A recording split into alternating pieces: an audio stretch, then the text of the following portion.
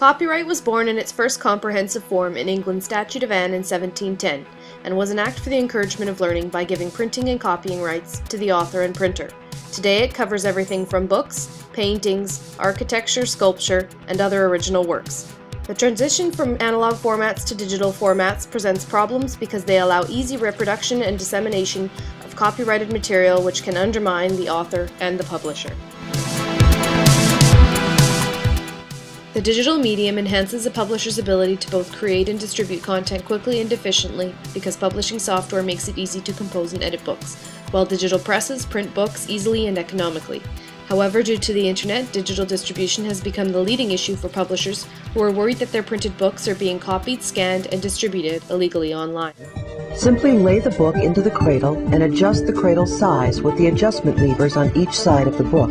Press Start, and the APT 1200 takes it from there.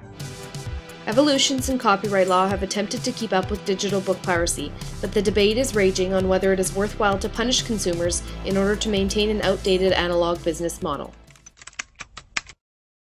Hi, I'm Matt Hartley, technology reporter for the Globe and Mail. Canada is facing a crisis of copyright. The Canadian Copyright Act has not been updated since 1997. Now, to put that in perspective for you, that's 2 years before the rise of Napster and 4 years before the first iPods went on sale. Canadian copyright law is a law that's undergone dramatic change, and over the last decade we've struggled with the issue of digital copyright reform.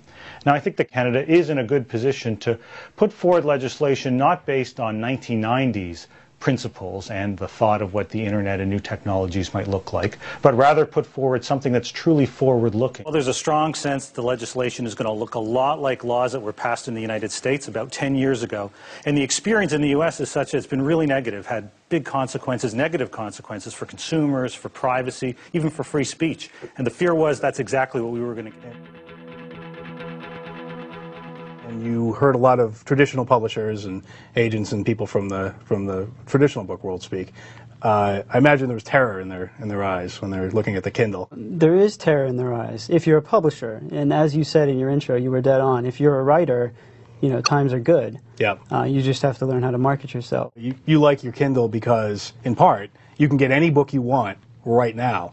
So you no longer have to go to the bookstore. What's the best way you have to market books still? You know, is the internet changed that? And they said, no, the best way to market books is still get the book on the front table at Barnes & Noble. The publisher really doesn't add any value if, you know, what they control is vanishing and, you know, this other world is getting much larger and more powerful. And hopefully the publishers will figure out ways to add value. An author isn't a performer.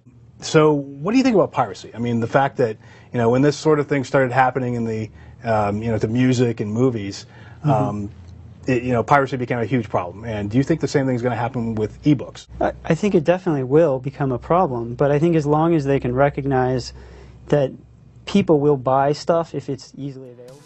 Publishers fear they will become obsolete. This drives them to use digital locks on ebook files and to press governments to enforce strict copyright legislation. It is questionable whether digital books will make the printed book obsolete, but this doesn't seem likely. Deleting a purchased book becomes easy in cyberspace. With the click of a button, all our digital culture could be erased. The digital medium has retrieved the ability to respond to an author's writing. In oral societies, stories told could be edited, remixed, and responded to by listeners. Now we see digital media bringing back the author's ability to communicate one-to-one with their readers. People build conversations, social networks, and fan fiction around stories online that inherently infringe on copyright. But is this criminal or simply cultural participation? Since the Digital Millennium Copyright Act in the United States was passed, there have been strong opponents to the way it deals with issues of digital file sharing. Michael Geist speaks out against Canada taking on those same measures, which have proven to be outdated and impossible to work with. There are different views of copyright and how to bring it into the public domain while still reimbursing the artists. My university is the lead university in what's called the Google Book Scan project. Yeah. Google is scanning our library. We're one of 25 universities around the world that they're scanning, including all the Big Ten.